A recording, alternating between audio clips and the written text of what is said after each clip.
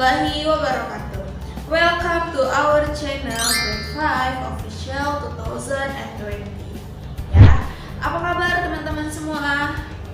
Semoga selalu dalam keadaan sehat ya, dan tetap semangat untuk belajar dari rumah. Oke teman-teman, kemarin kan kita sudah belajar ya tentang peredaran darah manusia. Dan sekarang kita akan belajar tentang gangguan peredaran darah manusia. Nah, ada apa saja gangguan dari peredaran darah manusia? Ya. Oke teman-teman, gangguan peredaran darah yang pertama ada anemia. Nah, anemia atau yang bisa kita sebut kekurangan darah ya adalah penyakit yang kekurangan sel darah merah. Oke. Nah, biasanya gejala anemia ini yaitu tubuh merasa lemah ya, dan cepat lelah ya. Kemudian kadang merasa anggota tubuhnya itu mengalami kesemutan dan jantungnya yang berdebar-debar. Oke teman-teman. Nah teman-teman, biasanya penyakit anemia ini ya penyakit yang kekurangan zat besi. Nah, maka dari itu akan mengakibatkan anemia. Oke teman-teman, diingat-ingat ya, anemia atau kekurangan darah itu adalah kekurangan sel darah merah. Oke. Kemudian gangguan peredaran darah yang kedua ada leukemia ya. Leukemia ini atau yang bisa kita sebut itu kanker darah. Oke. Nah, kanker darah ini biasanya terjadi karena produksi ya sel darah putihnya itu terlalu banyak ya.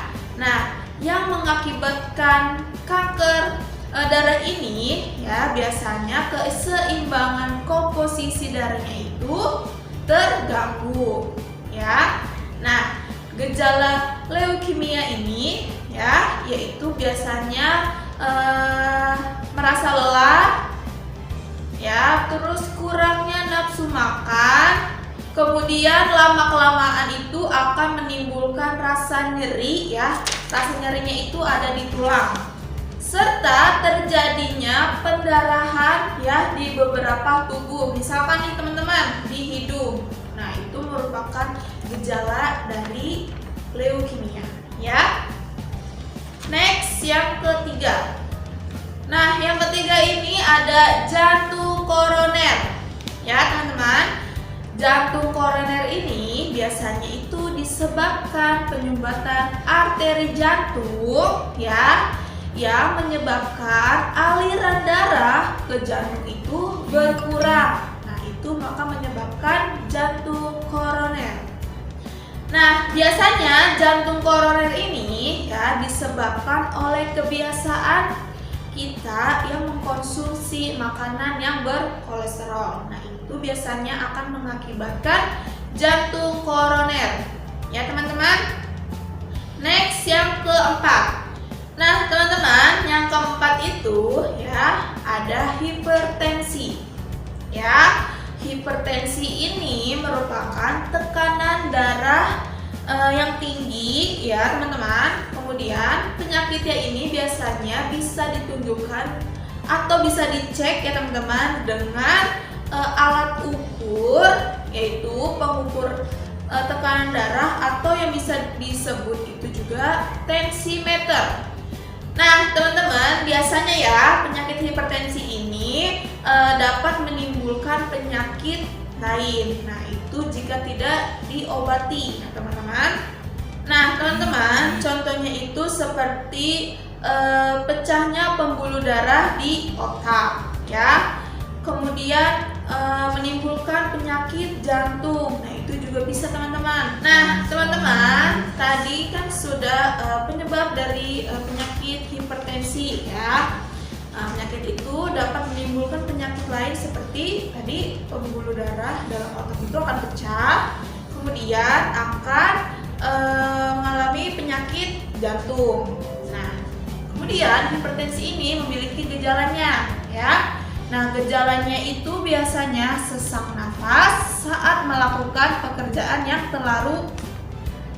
terlalu berat, ya. Kemudian terasa nyeri di kepala, ya, dan jantung biasanya itu berdebar-debar. Nah, itu salah satu gejala dari hipertensi. Next, gangguan penyakit peredaran darah selanjutnya ada hipotensi. Hipotensi ini kebalikannya dari hipertensi, ya.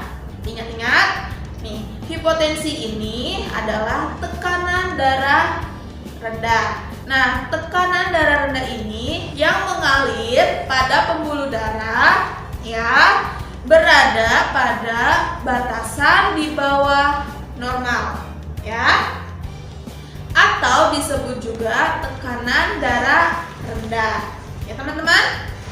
Kemudian penyakit ini, ya, disebabkan karena kekurangan zat penting bagi tubuh atau, ya, kelebihan mengkonsumsi obat penurun tekanan darah atau obesitas dan terjadinya pendarahan.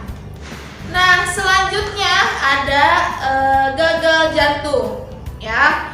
Gagal jantung itu adalah keadaan ketika jantung, ya, pada tubuh seseorang, ya, secara optimal sehingga kekuatan jantungnya itu akan menurun.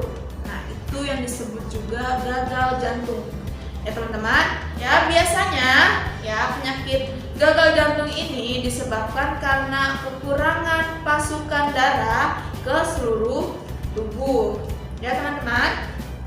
Kemudian gejala gagal jantung ini, ya, seperti misalkan cepat lelah, kemudian sesak nafas, kemudian bengkak pada kaki dan pembuluh darahnya, atau pada paru-parunya juga termasuk gejala dari gagal jantung.